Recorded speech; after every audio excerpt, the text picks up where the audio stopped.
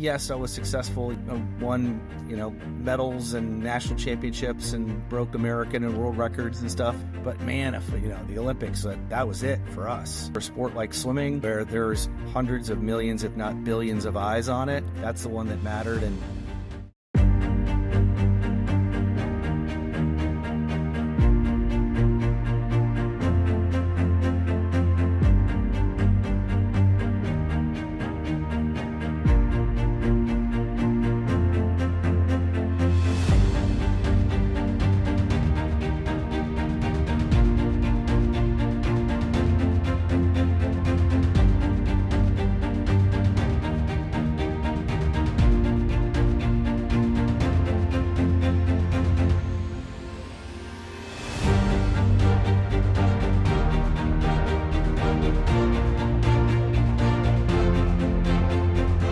Welcome to the Living in the Zone podcast.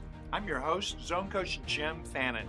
I've coached champions in life, business, and sports for 50 years with a proprietary thought management system that I discovered called SCORE.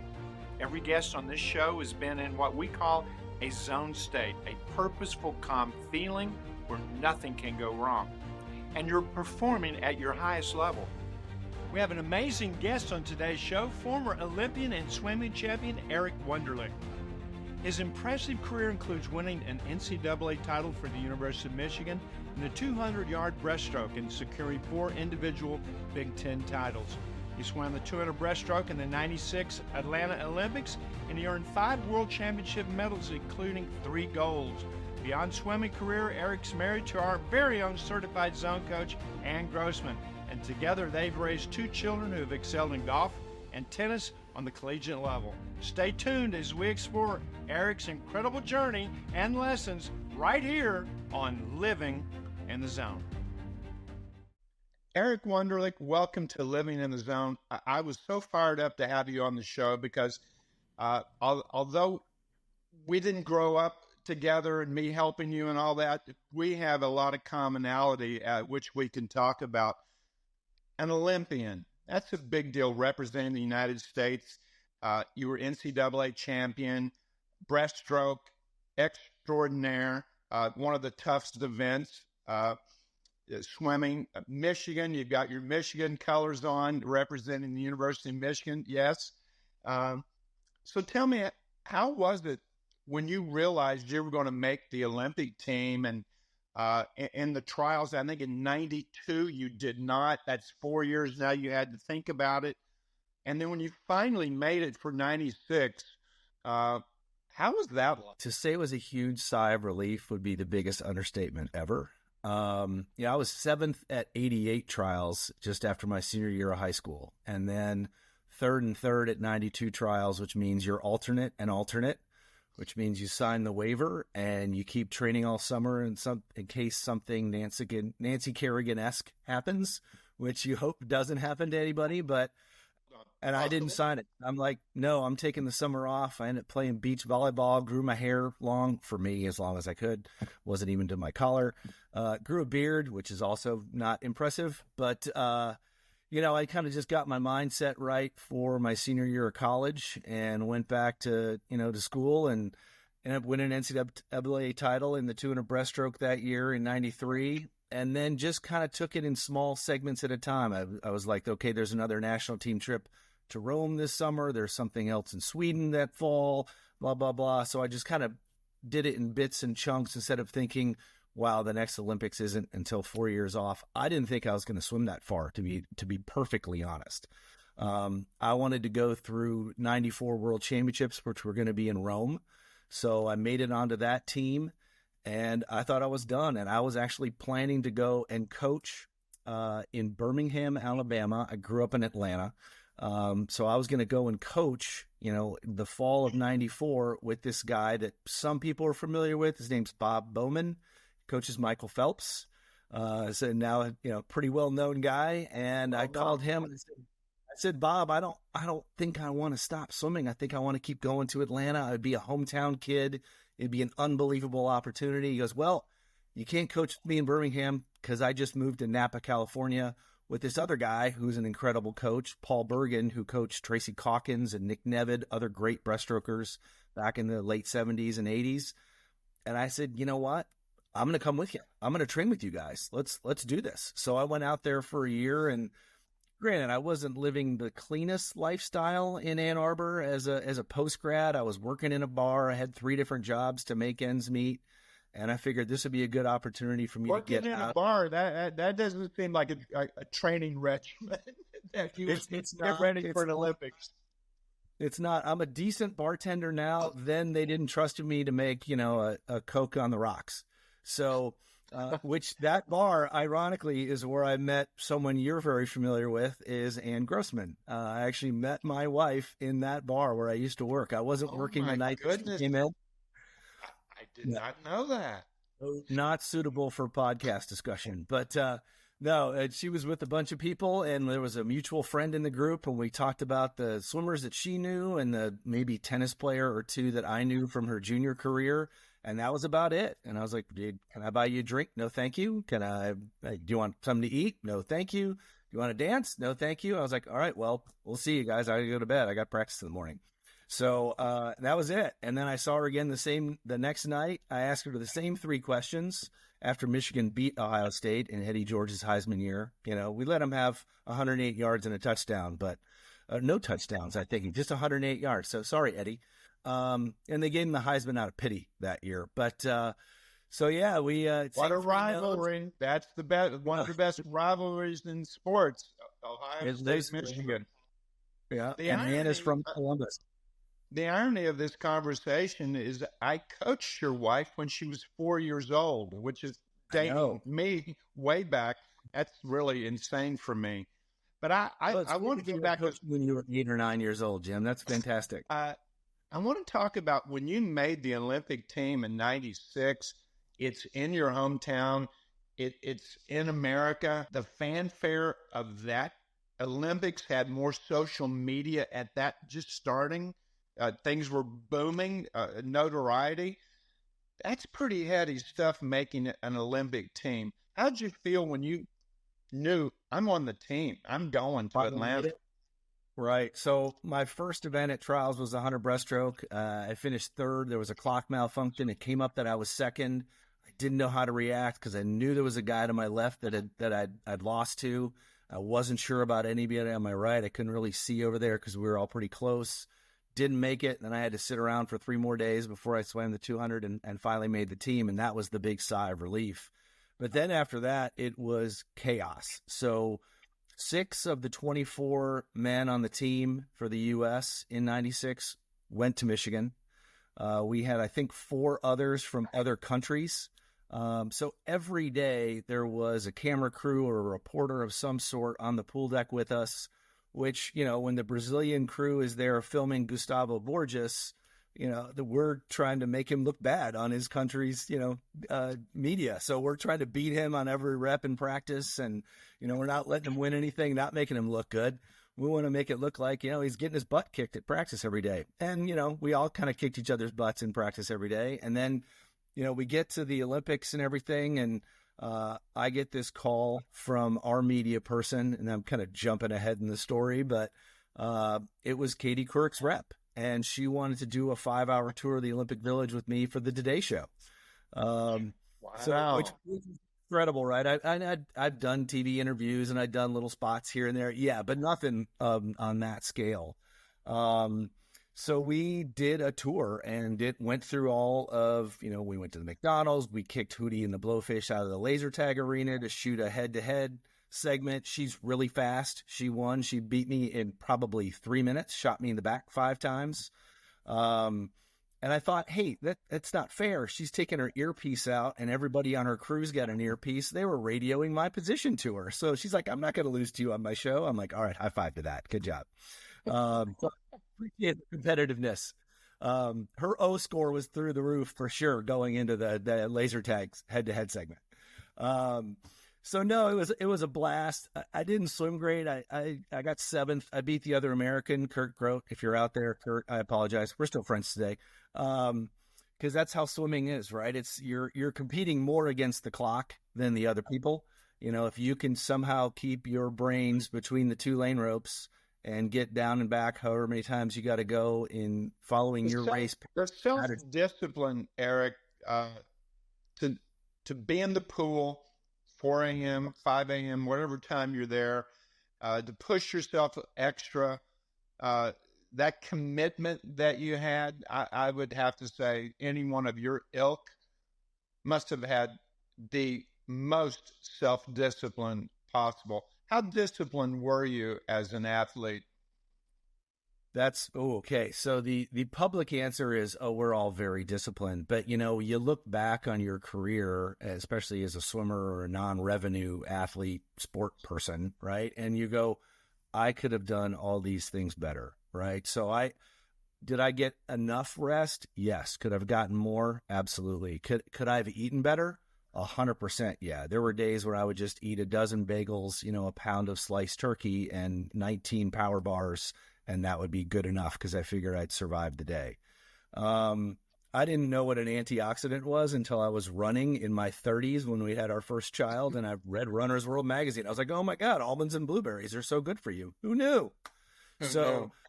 Yeah, and all that stuff has changed now. I think the athletes and the information they have at their fingertip disposal is unmatched. I mean, you can wear a ring or an Apple Watch or whatever, an Oura ring, and you get instant feedback. Your Whoop, right? You know how well you rested. You know what your recovery score was. All that stuff just on your rest, right? And your heart rate information. And pair that with mental training. Right. I know I didn't do enough of that. We did some in high school, and I remembered some visualization, strategies that we did, but not nearly to the level of what people are doing today and what your program, teaches athletes. I think the concentration part, what you're saying is the good news, all this information. The bad news is there's a lot of information that doesn't do anything for you. And kids today, the average mindset right now to hold your focus is about 8.5 seconds. And that might even be lower. Growing up, it was probably 20 seconds we didn't have any outside distractions in 70s and 80s. And you had less. But, from 2000 on, the information overload is just climbing higher and higher. And that brings us back to, how do you coach your kid to greatness after what you went through? And of course, your wife, she was a national champion, beat the number one player in the world. She's got a pretty amazing record. So here's two champions coming together, raising two boys. One's in golf, Fletch, highly competitive. Now he's looking to make his mark on the pro tour. You've got Ty, your youngest, who's, he's at Oklahoma State, tennis. He wants to make his mark. Did you all have discussions about how do we coach our kid to greatness, and how can we teach them things we didn't know, or how did that go? That is the tiniest moving target you can possibly imagine, right? There's no book on it. There's no manual, right? So I think that every parent struggles with getting their kids to do what they feel is the best thing for their kid to do in any given moment at any given age, right? So you have to figure that out. I think a lot of the principles that the score system and what zone coaching does are incredibly beneficial. I wish we would have kind of jumped on that, years ago when they were a lot younger, to help guide our kids from an earlier age. And she's been trying to get our kids to be world-class decision makers for as long as they've been on Earth. So, and it's a struggle, like you said, managing the electronic distractions and every other distractions is something that we didn't have to deal with. It's great to have your phone if you want to ask, I don't want to say Siri because my phone will wake up, but if you want to ask, that little entity a question, they'll answer it right away. You want to know an obscure baseball stat? Boom, there it is. You don't have to trek you on down to the library and look it up in an encyclopedia or find a bunch of books in a section in the library to get the answers you need. All that stuff is accessible, which I think now you're getting that immediate gratification, which we all love, but it takes some of that work ethic and kind of pushes it to the back burner, which is not great. It really does. And you growing up, stress, stress is good. There's a term called eustress, EUSTRESS. It's stress you put on yourself with goals. And you had that, or you wouldn't have been so successful that you were NCAA champion. You got to have that stress. But now there's so much external stress with the peer group and all that. What did you do to combat stress, or was it even in your mind that there was stress? I think you're aware of the stress, and you're aware of, kind of the coming implications of a particular selection meet or international competition. But all I could think about was putting in the work every day and putting that work in the bank, right? Not missing a day, competing on everything that you can, whether that's, I want to be more flexible than the person next to me who's stretching before or after practice. I want to, do all that stuff better, be stronger in the weight room, be better in the warm-up, in the preset, in the kick set, the pull set, the main set, whatever.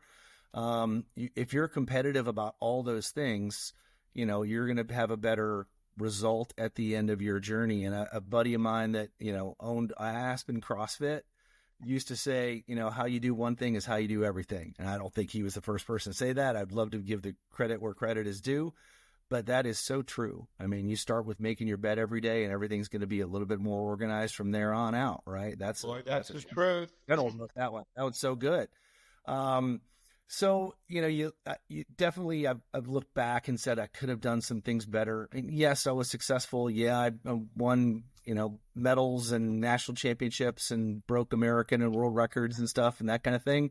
But man, if the Olympics, that was it for us. I mean, the world championships are important, don't get me wrong, but the Olympics for a sport like swimming, where there's hundreds of millions, if not billions of eyes on it, that's the one that mattered. And, that was my last race. That was my last competition. I was done after that. I literally flew from the closing ceremony to Washington, D.C. to, meet the president on the White House lawn and take the big picture.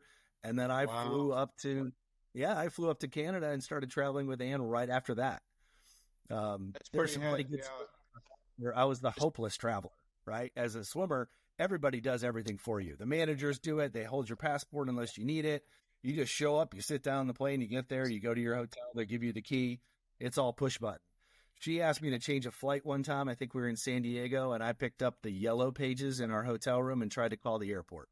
Didn't know what I was doing.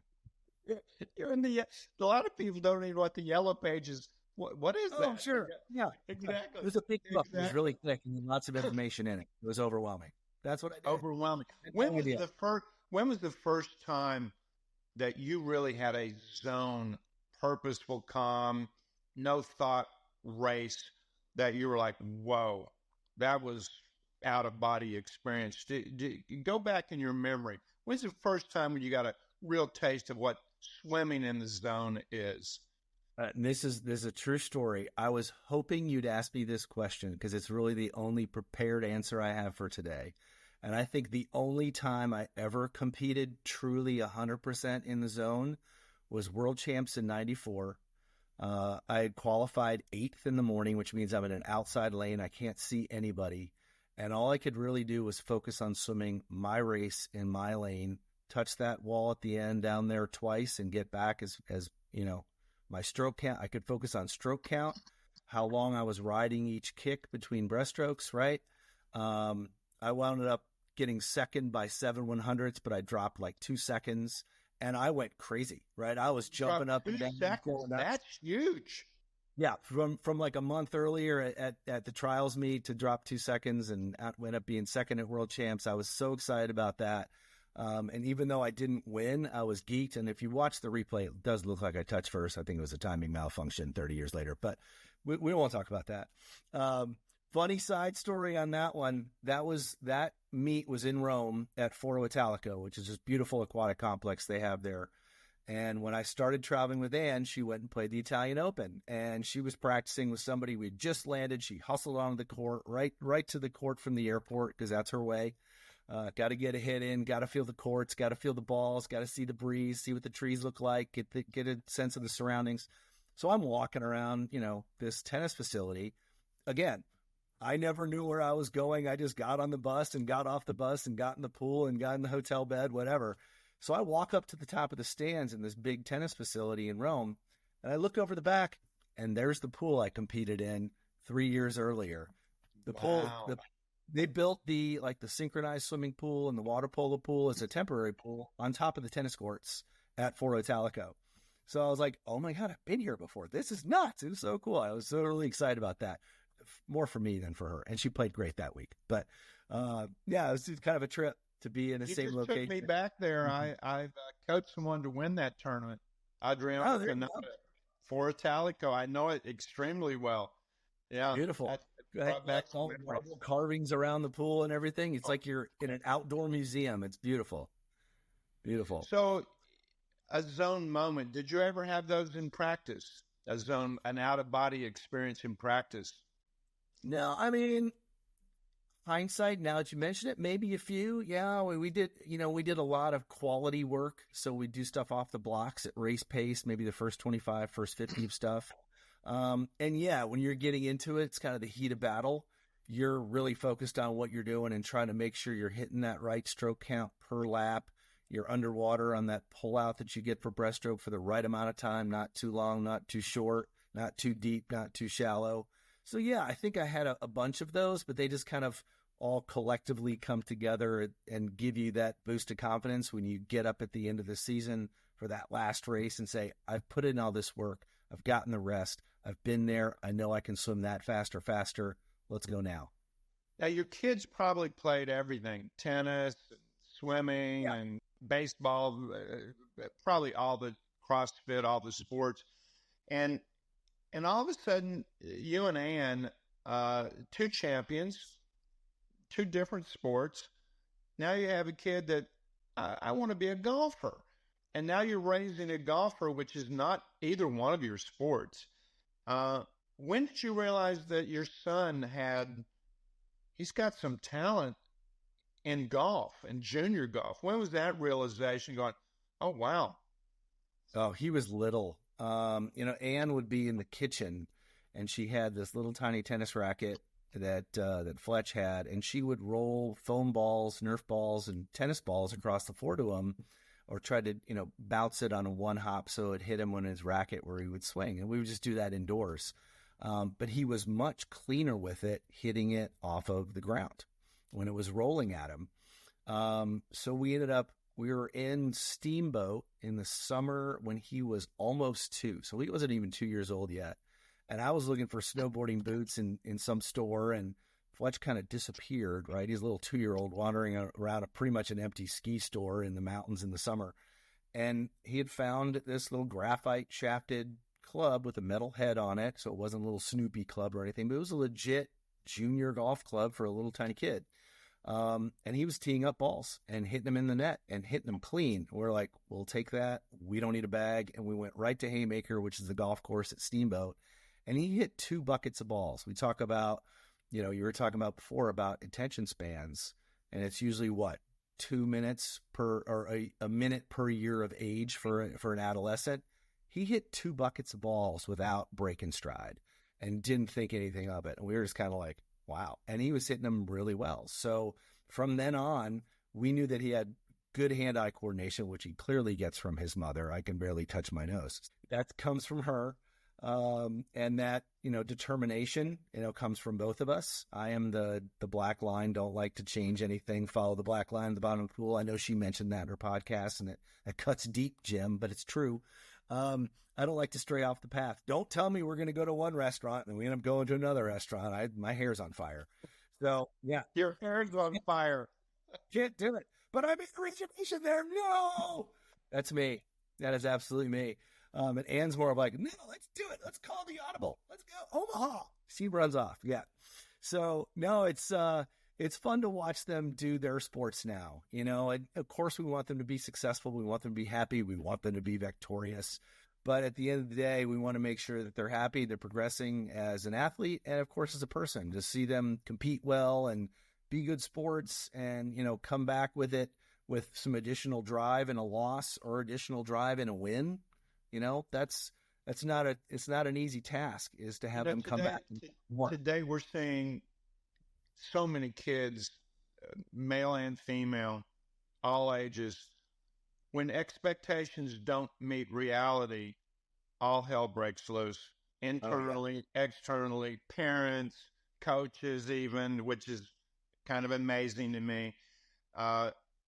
Being able to handle that, you obviously could handle that as a champion and handled that as a champion. Losing is part of winning. You learn from your losses. And I always believe that if you learn, you never lose. Now, if you don't learn, you're a loser. That's a losing proposition. How was that when expectations didn't meet reality? And how does that play out in a competitive family when you're playing Monopoly? You must have had some crazy Monopoly games and throwing dice and getting upset. Tell me a little internal. Lift the hood. What's the life like in a family of 4 ferocious competitors? So board games are always interesting. I wish there was a camera and a microphone on us sometimes. You mentioned Monopoly. I don't like to play Monopoly because Ty has never, ever lost Monopoly. Within 5 minutes, no. And within 5 minutes, he's got all the money. Some of it he's stealing out of the bank, but he's bought every property. He has every railroad. He's got every utility. I don't know what he needs. He's surrounded by other people's properties. He has to have an 11. Kid rolls an 11. He's lucky. Love it. That's great. But the other stuff, the other board games, they get competitive. We play Uno. There's yelling. There's shouting. Clue, they like to cheat against me because I'm very good at Clue. It's not always, Mr. Green with the candlestick in the library, but, I can usually figure those out. You've got the disciplined mind that's figuring the logic out. I do. Exactly. The law of probabilities. And process of elimination, but it's the outside stuff, the spike ball, the badminton, the family fun tennis game, which is never fun. Street football. We've done a lot of that over the years. They can be heated, right? And Ann likes to keep that competitiveness kind of locked away in a little box and doesn't let it out that often unless she's severely provoked. And so who's the most competitive in the family? Who's the one that's just nuts? Is it you? Is it your youngest, your oldest? Is it Ann? Who leads the Wunderlich family in competition? So Ann is a mother, right? She wants to see her kids happy and successful at all costs, and she'll sacrifice everything that her own personal wants, wishes, desires, to-dos to make sure that happens. So she doesn't care if she wins unless she's playing on a team with one of her children, which she usually is because we have to split each other up. Yesterday we played golf together kind of as a team, and it was successful. We got off the course. There were no clubs broken, nothing like that. No injuries. No injuries. No. So, it might be me. All 3 boys are competitive. Fletch is very competitive. I think Ty's extremely competitive, and because he's the younger brother, he's been a little smaller, a little less developed, a little, I don't want to say weaker because that's not the word, but not as strong as Fletch and I. So if we're doing our boys wrestling match in the family room, he's the one who's getting pinned down with one arm or whatever. But no, it is probably me. I hate to admit that, but yeah. And I don't let the boys win on anything, not even when they were little, If I could beat Fletch on the golf course, great. I would play from his tee. So I was playing par 4s that were 150 yards, which was great for me. I could almost make a par from 150 yards. Not all the time, but almost. Yeah, it's probably me. That was a long answer. I like families doing things on a competitive level. I think there's a lot to learn. There's a lot of lessons I'm sure the boys learned on how to handle a loss, how to make an adjustment, how to adapt. You and your wife have done that in your career, made those enjoyment. So you now have your oldest has graduated from college, which is everybody's like, oh my goodness, I'm glad that college is over and he has a degree. Now he's out on the pro tour. How do you help your kid now that he's on the tour and on the tour path, wanting to be on obviously the PGA Tour, the Korn Ferry Tour? How is that helping your son How is reach that? his dream. Thanks for the open-ended question. How is that? Very open-ended. It's interesting. We've never done this before, right? Other than for ourselves. So, and my sport's very different than Ann's, right? I was on a team. Like I said before, everything was kind of done for me. The practice was written up on a piece of paper stuck on the wall inside the pool. So I didn't have to think. I would go to the weight room, pull up the program, and I just did what I was told to do that day. And then at the end, granted, when you walk away from the pool, the rest of that stuff's on your own. What you eat, how much you get rest, what you're doing in between practices or at night, whatever, all that stuff's on you. And any type of visualization you're doing is your responsibility. Ty is on a team, right? Ann was not really on a team. You're at an academy, which is kind of a team, but those are cutthroat environments. Cutthroat.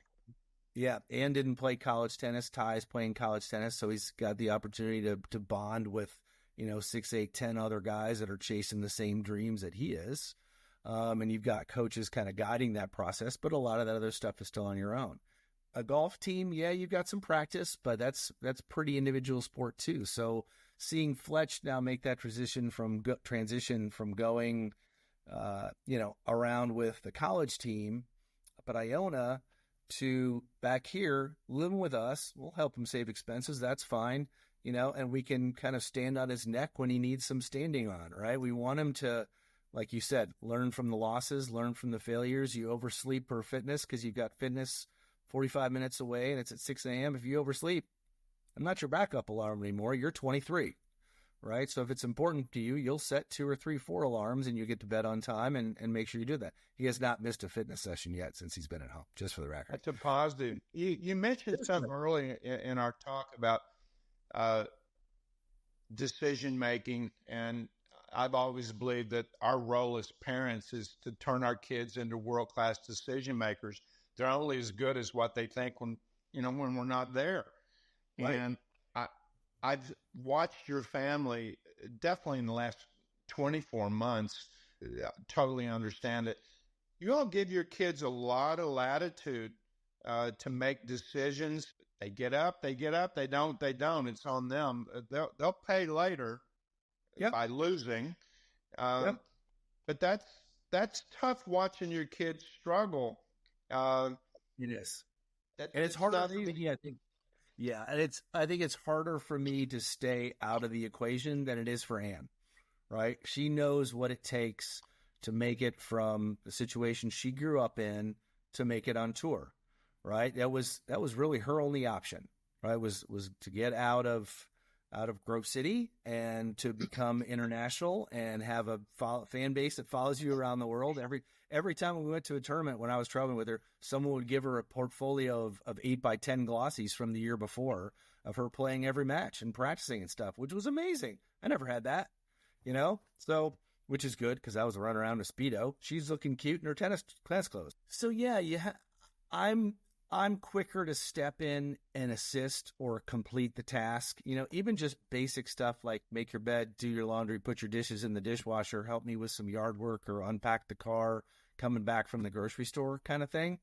I'll just do it because it's faster than me explaining it. But I've gotten better about that lately is explain what you want done, give them time to do it. Maybe they'll do it right the first time. Maybe it's the 10th time. Maybe it's the 100th time. Hopefully it's closer to 1 to 10. And then the task gets done and then your child learns that task instead of always cleaning up their room, always cleaning up their place at the table, always doing their laundry. I know the boys can do their laundry. I just do it to expedite things and keep the house, well-oiled machine. Does that work? I will say this about your boys. I'll tell you about your boys. They have been disciplined. They give me the utmost respect. They do think like champions. They do want more, and I can see the competition vein through them, and that has run from you and both. And they're now on their own. They're starting to make their own decisions, and it's really exciting to watch them climb the ladder of success. So. What's next for you? You've had an illustrious career. You got the Olympics coming up. I'm sure you're going to be watching the pool and in Paris. who's the American that we should be rooting for in the breaststroke? Your favorite event? You got to go with Bobby Fink. Guy's incredible. It blows my mind, and I'm sure any athlete that, does any type of timed competition, whether it's track or swimming or whatever, to watch stuff now and how vastly different the world records and even the qualification times to get to an Olympic trials, how much faster they've gotten. I know it's a different era. I know they all know all sorts of different things from mental side, nutrition and flexibility and strength training, blah, blah, blah. But still, it just blows my mind to see how fast some of these people can go. So, and, you mentioned Bobby, obviously Ryan Murphy's incredible to watch in the backstroke.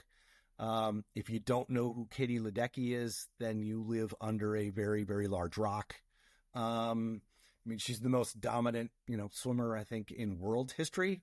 Michael Phelps has got the most medals and stuff and the most, number of Olympic teams made and that kind of thing. But as far as the 800 free and the 1500 meter freestyle goes, I think she's got the top 30 times in the mile of all time, which is nuts. Now the Aussies have a great swimming program. Are they our are the Chinese our competition swimming? Is it the Aussies? Who's favored in this? Well, I think the women's main challenge probably comes from Australia. I think the men are a little more scattered about. You got a couple good guys here, good guys there. China's always kind of a question mark, right? So, yeah, as long as the World Anti-Doping Agency is doing their job and doing it effectively and with a surprise factor in it, I think it should be a good Olympics. I'm excited. The Olympics is here. Getting ready 4 years in advance. Some people start the very next day. You weren't sure what you were going to do. You didn't even know if you were going to compete. Some people know I am competing. Yep. And then all of a sudden, it's the day before the Olympics, which is about this time. Can you go back in your memory in Atlanta? How were you the day before the ceremony? Were you running around getting tickets? Were you nuts? Were you, you're representing your country?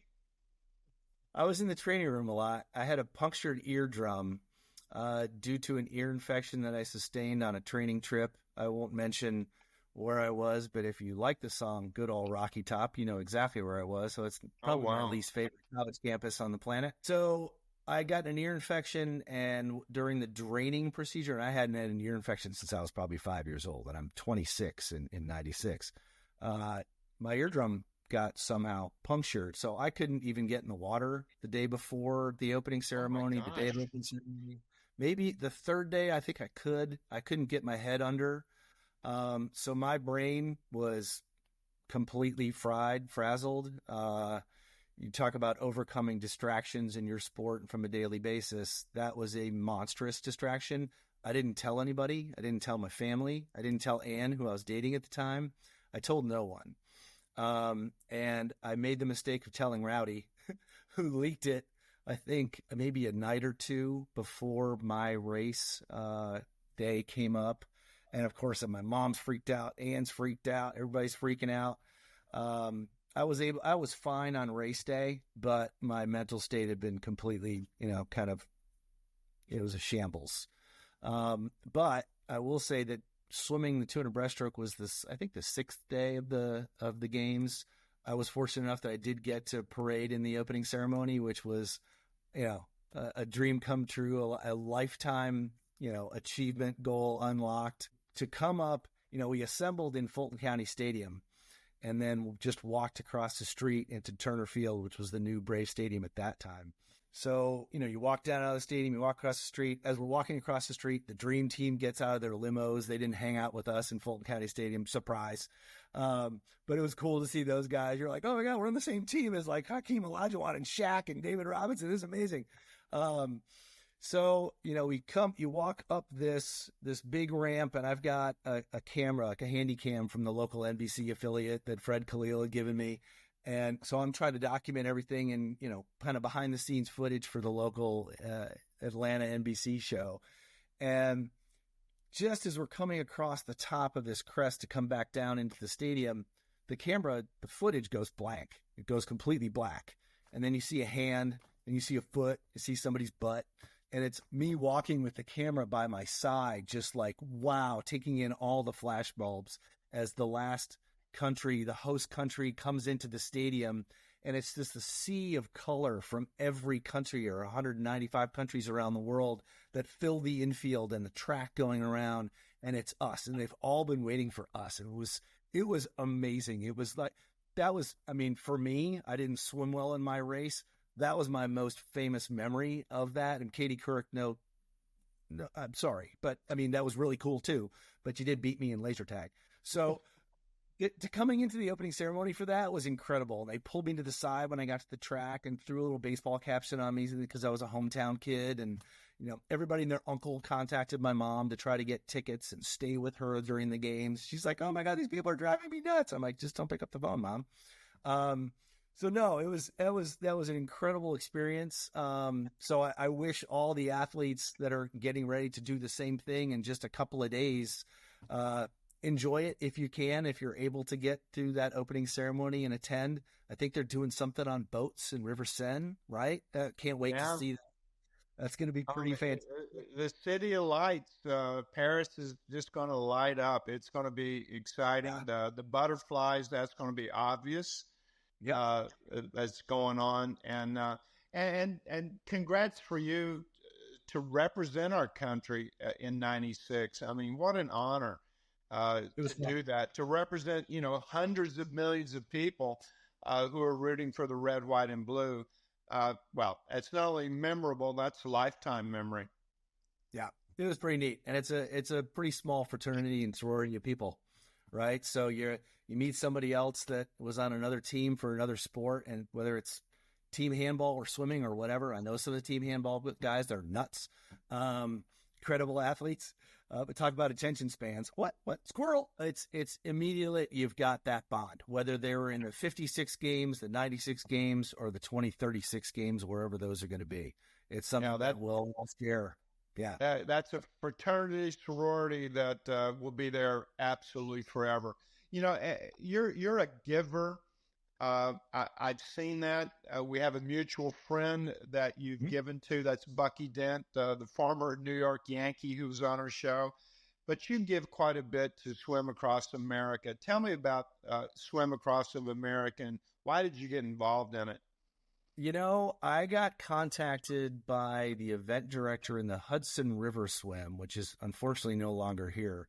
And for those people that do know New York, they drop you in at the Tappan Zee Bridge and you swim 26 miles down the Hudson.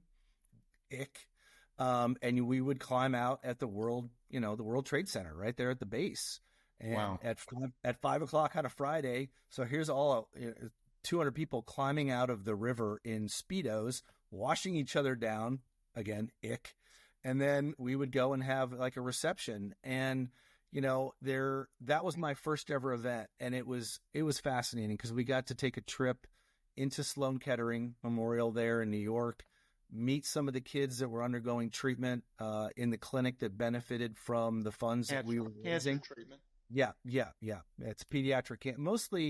Most of our swims, and there's 25 plus now around the country that are open water swims that benefit pediatric cancer research and survivor research. A lot of it's, pediatric survivors, because we just don't know what we don't know yet. For someone who's undergoing, chemotherapy or radiation at a very young age, what that's going to do to them as a teenager, as a young adult, and into their adult lives. So, fantastic events for us. They're fun, right? I get to go and be a little celebrity again for a couple of days.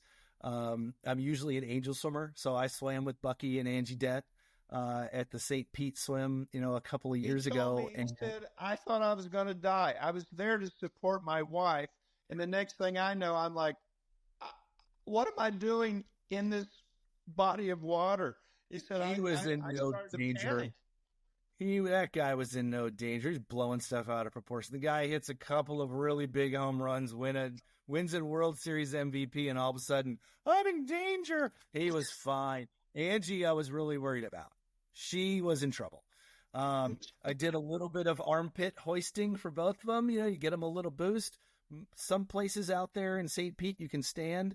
But I like to do the angel swimming, which is usually, and not in Bucky and Angie's case, but usually I'm swimming with the last person that is still in the water. Not only does it, kind of feel good to that person to have, roving support, a roving lifeguard, if you will, with them, but I usually get to meet that person and bond with that person to find out why they're doing that swim. A lot of times they're a cancer survivor themselves, or maybe they've lost a loved one or a family member or a close friend, colleague, whatever, to cancer, and you learn their story and what is their why, right? Everyone wants to know their why. So it's great to meet those people, and then to meet the researchers that are getting the funds is incredible too. And some of the stuff they've done is unbelievable. I think one of the drugs that are, Swim Across Americas was key in kind of resuscitating. It had been shelved by the pharmaceutical companies, but Keytruda is something that we were instrumental in funding and getting out to market. And now they've saved, I think, more than 2 million lives with Keytruda. Oh my gosh, Eric, that's amazing. Phenomenal. Yeah. It's amazing. And for us, like I said, it's fun, but it's easy. I mean, I can get in and swim. I don't train for those. I just swim. I've been paired with a couple of swimmers that have been fast, and that's no fun because then I have to swim fast. I like to swim really slow, like I just got out of the hair salon, Jim, and I don't want to mess up my new do. It takes a lot of work to get hair this gray, I love it. You look great. You look fit. You look like you can still get back in the pool.